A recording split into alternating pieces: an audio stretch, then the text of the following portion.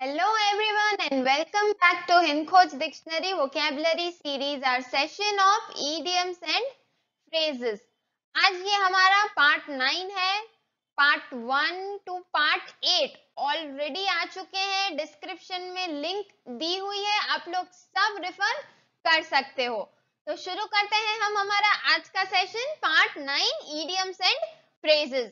एक बार फिर से बता देती हूँ, idioms and phrases जो भी है आपको आपकी vocabulary building में, आपको आपके competitive exams के लिए हर जगह पे आपको यूजफुल होंगे, काम आएंगे. ठीक है, तो ध्यान से सुनिएगा और अच्छे से समझिएगा. तो आज जो हमने सबसे पहले लिया है आज के इस सेशन के लिए वो है burn a hole in the pocket. अब burn a hole in the pocket, इसका मीनिंग क्या हुआ? Money spend quickly. Money spend quickly यानी जो पैसा है वो जल्दी से यूज हो गया, राइट? ऐसा मतलब हुआ नहीं. Burn a hole in a pocket का मीनिंग हुआ शीघ्रता से खर्च करना. पैसा है, जरूरत नहीं है उसे वहां पे खर्चा करने की, लेकिन क्योंकि पैसा है तो हाथों में खुजली हो रही है कि कहीं तो खर्चा करना ही है. और ज्यादातर ये खर्चा कैसा होता है? ये फिजूल खर्च होता है, वेस्टफुल मैनर. ज्यादातर जब भी ये एक्सपेंस होता है तो वो वेस्टफुल मैनर में होता है, जरूरियात की चीजों पे होता है. तो हम कहते हैं burn a hole in the pocket. एक एग्जांपल लेते हैं, ज्यादा क्लियर हो जाएगा. आए है, देखिए, I should save money against a rainy day, burning a hole in my pocket. अब देखिए यहाँ पे हमने ये एग्जांपल क्यों लिया है, समझते हैं. आई should save money against a rainy day. यहाँ पे रेनी डे यानी बरसात का दिन नहीं है, समझेंगे. इतने सारे इडियम्स एंड फ्रेजेस के सेशंस हमने किए हैं, तो अब हमें ये चीज समझ आ जानी चाहिए या अब क्लियर हो जाएगा. आई should save money against a rainy day यानी बुरे दिन के लिए, या जब कोई ऐसे दिन आएंगे जब पैसे की जरूरत पड़ेगी, उन दिनों के लिए. I should save money against a rainy day, but it's burning a hole in my pocket. लेकिन मुझे उसे खर्च करने की बहुत ही जल्दबाजी हो रही है. ऐसा मन में आ रहा है कि यहाँ वहां कहीं तो भी मैं खर्चा कर लूं. तो ये क्या हुआ? अगर कर देते हैं तो वो खर्चा कैसा होगा? वो एक्सपेंस होगा वेस्टफुल, बिन जरूरियात का. ज्यादातर ये इडियम कब यूज होता है? Burn a hole in a pocket. जब भी कुछ पैसे से रिलेटेड बात होती हो, विथ रेफरेंस टू मनी, ऐसा फील कराता है, पर्सन को ऐसा फील होता है कि जल्दी से पैसे स्पेंड कर दिए जाए. Burn a hole in the pocket, money spend quickly. Clear है सबको? यस. नेक्स्ट जो हमने लिया है वो क्या है? Burn one's finger, right? Burn one's finger. यहाँ पे बर्न्स वन फिंगर यानी उंगली जलाना नहीं, नो. बर्न वन फिंगर यानी जो फिंगर को जला देना नहीं. It means to get oneself into trouble.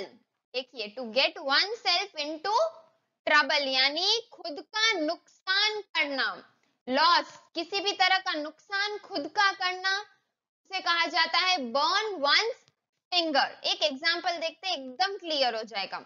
When the share market crashed, जो शेयर मार्केट है, जहां पे शेयर मार्केट क्या होती है?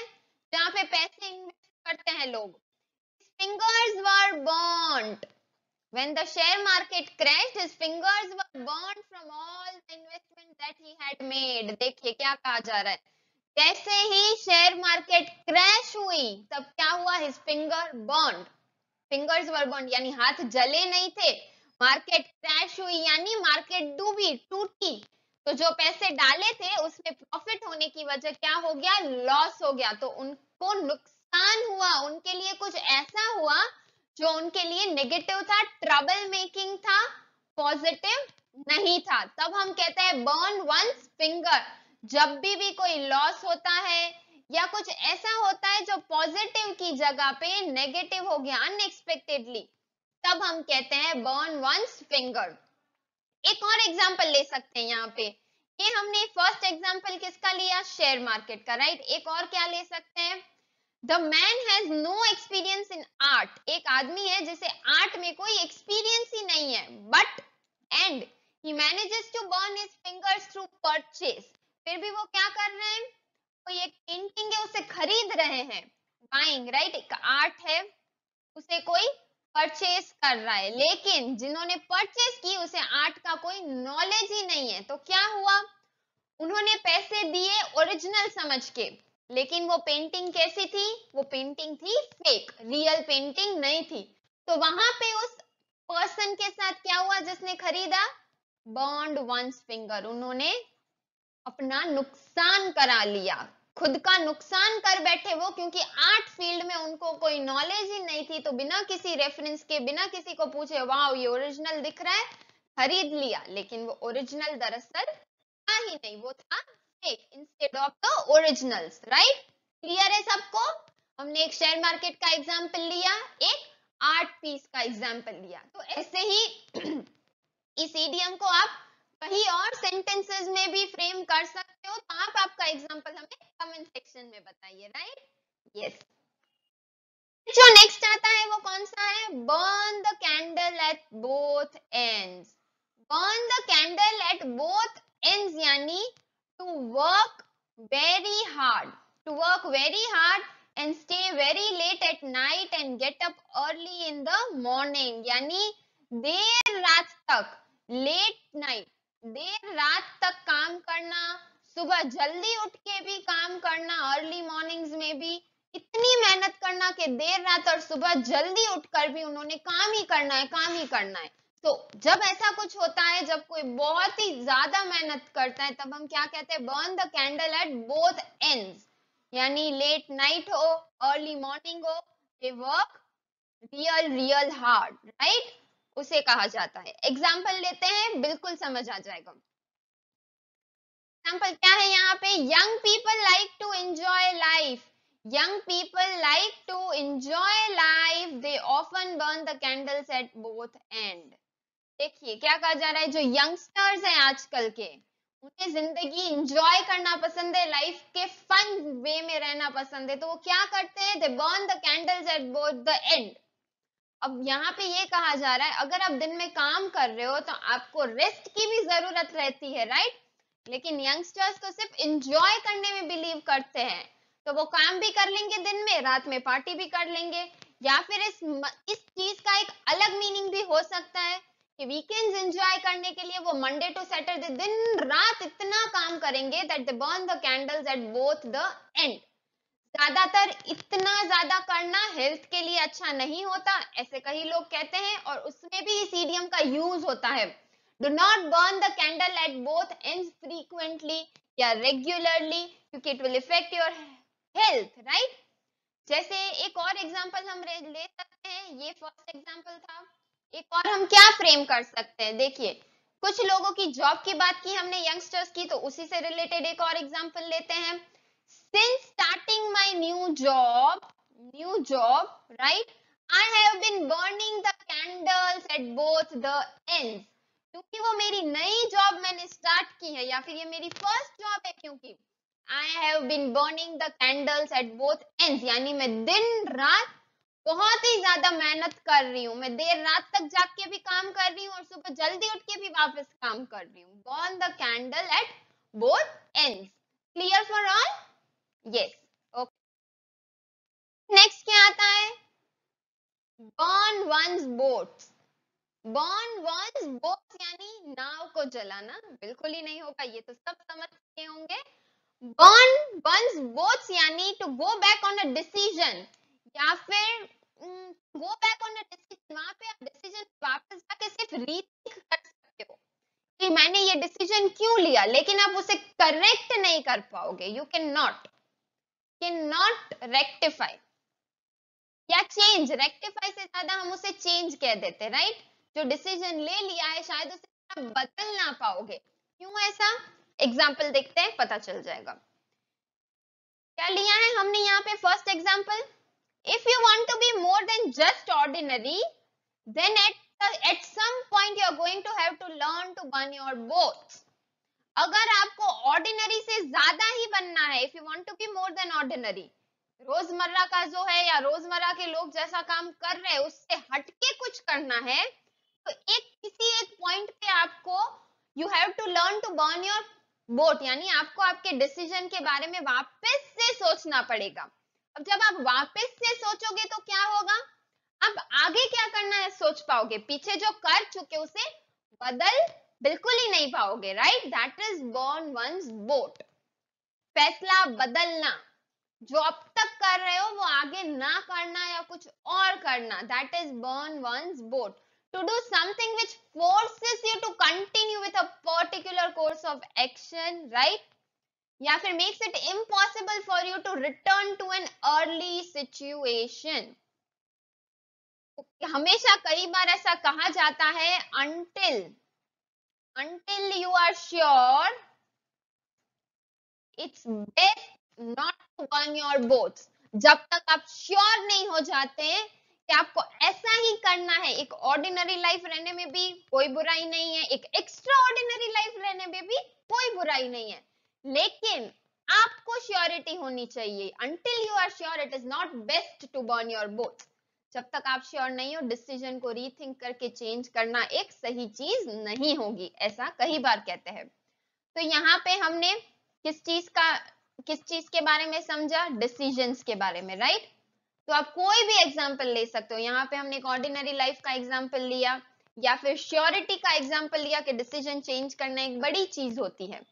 आप भी कुछ भी मीनिंग समझ के उसे कहीं पे भी सेंटेंस फ्रेम कर सकते हो।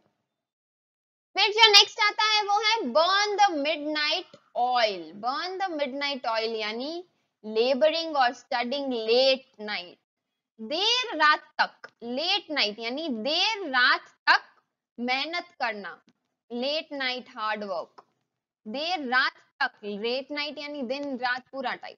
एग्जाम्पल लेते हैं, एकदम क्लियर हो जाएगा। Exams time was near and more students were burning the midnight oil.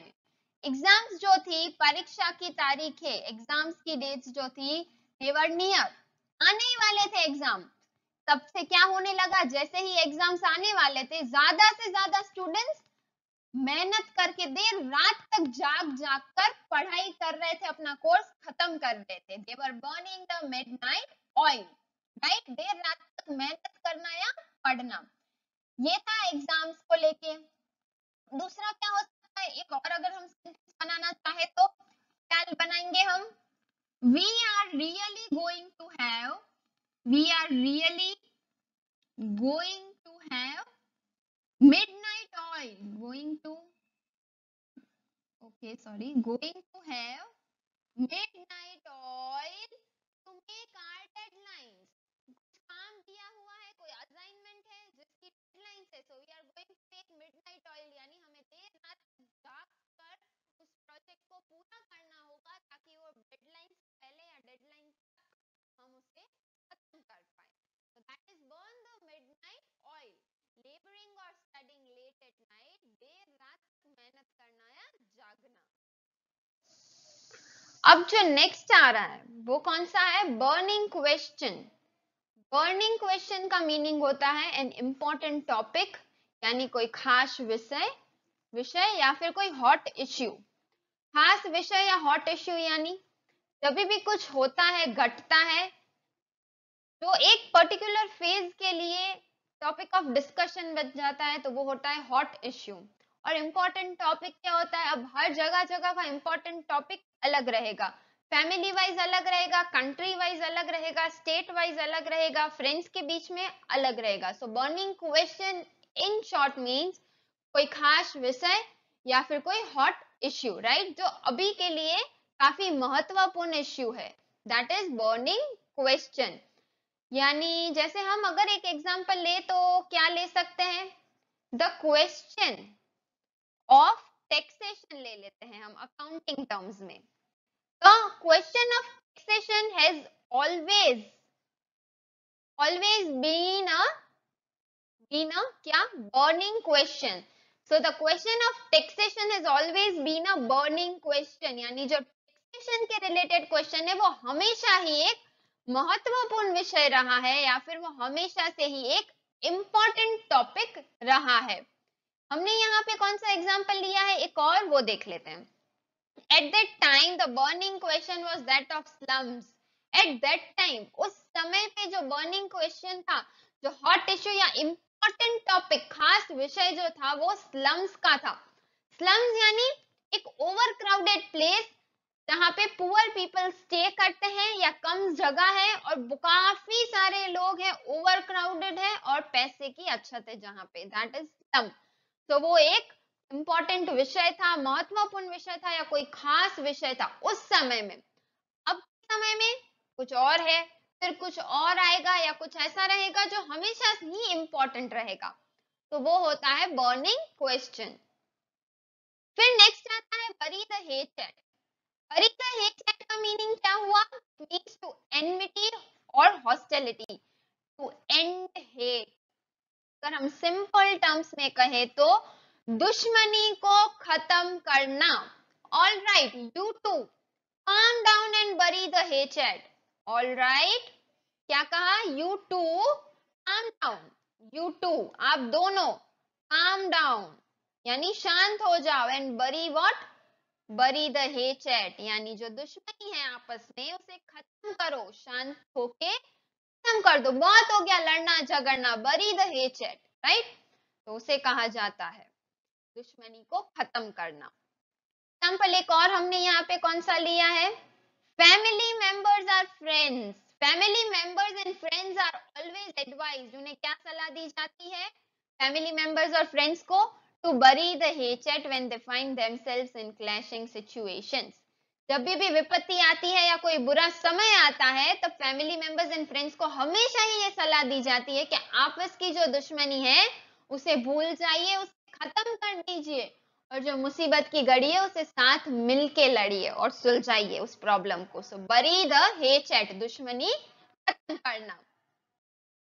Next आता है bye fits and starts. Bye fits and starts का मीनिंग होता है कुछ ऐसा जो कि रेगुलर नहीं है, जिसे हम कहेंगे इरेगुलर, राइट, या फिर स्पोरेडिक, यहाँ पे जो हमने समझाया है अनियमित रूप से जो होता है। जैसे कि वॉच का एग्जांपल यहाँ लिया है हमने, my watch goes by fits and starts. Watch है मेरे पास, 24 घंटे हैं दिन के, 2 घंटे चलेगी, फिर रुक जाएगी, फिर चलेगी। Something, if something that happens in fits and starts, उसका मीनिंग है it often stops and then starts again. बहुत ही रेगुलरली वो बंद हो जाती है फिर से शुरू हो जाती है, that is by fits and starts. Irregular, ऐसा जो अनियमित रूप से है, जिसका कोई नियमित रूप नहीं है। जैसे हमने कोई स्केड्यूल सेट किया है तो हमने 2 दिन उस स्केड्यूल को फॉलो किया, तीसरे चौथे दिन नहीं किया, हम रुक गए, फिर स्टार्ट किया, फिर रुक गए, then that is by fits and starts. Irregular schedule या फिर एक्सरसाइजेस या फिर रिलीजियस स्पिरिचुअलिटी, कुछ भी हो सकता है, वॉच हो सकती है, चीज हो सकती है, आपका पैशन स्केड्यूल हो सकता है, कोई भी चीज हो सकती है, जब भी वो इरेगुलर है उस सिचुएशन में आप उसे बाय फिट्स एंड स्टार्ट्स, उस इडियम को आप सेंटेंस में बिठा सकते हो। फिर नेक्स्ट आता है बाय हुक और बाय क्रुक। शाम दाम दंड भेद, कहते हैं ना, ऐसे नहीं तो ऐसे, ऐसे नहीं तो ऐसे, कैसे भी जो मुझे चाहिए वो मुझे चाहिए, बाय एनी मीन्स, चाहे वो सही है, वेदर इट इज राइट और वेदर इट इज रॉन्ग, कैसे भी मुझे चाहिए, ये सही बात नहीं होती, right. By hook and by crook कभी बार ऐसा होता है कि हमें वो चीज उतनी पानी है कि अब हम उसके लिए गलत रास्ते पे चले जाने को रेडी हो जाते हैं। जब ऐसा कोई भूत सवार रहता है तब हम कहते हैं बाय हुक और by I will get this done, right. By hook और by crook I want this job, मेहनत करके ले रहे हो, लगातार अटेम्प्ट दे के पाना चाहते हो, वो बात अलग है, लेकिन कुछ गलत करके इलीगल तरीके से बाय हुक और बाय क्रुक आप उधर घुसना ही है, आपको आप घुस जाते हो, then that is wrong. By hook and crook को आप दोनों तरीके से यूज कर सकते हो। मेहनत के तौर पे जैसे हमने एक एग्जांपल लिया, बाय हुक और by crook I want to get into this, यानी हार्ड वर्क करके, या फिर किसी की जान जाती है तो चली जाए, किसी और को नुकसान होता है तो हो जाए, लेकिन मेरा काम बनना चाहिए, भी बाय हुक और बाय क्रुक सेंटेंस में आप डाल सकते हो। हमने यहाँ एक पुलिस का एग्जांपल लिया है, police are going to get this guys by hook और बाय क्रुक। देखिए पुलिस ये बात कहती है जब भी किसी क्रिमिनल को पकड़ने की बात करती है, किसी थीफ, क्रिमिनल, मर्डरर, कुछ भी हो सकता है दिस गाइज, तो ठीक है वो लॉफुली उन्होंने लॉ ब्रेक किया है इसीलिए। तो यहाँ पे the police are going, police उन्हें कैसे भी पकड़ेगी, बाय एनी मीन्स, सही गलत कुछ भी नहीं, बस उन लड़कों को पकड़ना है, to catch that guys by hook और by crook, by any means, right or wrong. फिर आता है by leaps and bounds. By leaps and bounds यानी at a rapid pace. Rapid pace का मीनिंग होता है जब भी कुछ बहुत स्पीडीली हो रहा है, कहते हैं ना दिन दुगनी रात चौगनी तरक्की कर रहे हैं, यानी जल्दी जल्दी से सब होते ही जा रहा है, पॉजिटिव पॉजिटिव पॉजिटिव पॉजिटिव, बढ़ रहा है बढ़ रहा है बढ़ते ही जा रहा है, दैट अनएक्सपेक्टेड बढ़ोतरी जो है, जो आपने सोची नहीं है लेकिन होते जा रही है होते जा रही है, that is by leaps and bounds at a rapid pace. जब भी कोई बीमार है समझिए, और डॉक्टर ने कहा इन्हें 1 महीना लगेगा रिकवरी आते आते, लेकिन डे 1 से ही या डे 2 से ही 1 वीक में ही आप नोटिस कर रहे हो कि उन्हें रिकवरी काफी जल्दी से आ रही है, तब हम क्या कहते हैं, by leaps and by bounds. Unexpected था, unexpected speedy recovery, unexpected speedy recovery, जब भी कुछ रैपिड पेस पे हो रहा है। एग्जांपल देखते हैं, language is improving by leaps and bounds. हर लैंग्वेज जो है, उनकी जो भाषा है वो इम्प्रूव होते जा रही है, काफी जल्दी से इम्प्रूव हो रही है, काफी तेजी से वो सीखते जा रही है। अब हर लैंग्वेज में चलिए हम कहेंगे हर Hindi is improving by leaps and bounds, हर इंग्लिश भी कह सकते हैं, फ्रेंच कह सकते हैं, कोई और लैंग्वेज सीख रहे हैं तो तेलुगु, तमिल, बंगाली, कुछ भी, हर language is improving by leaps and bounds.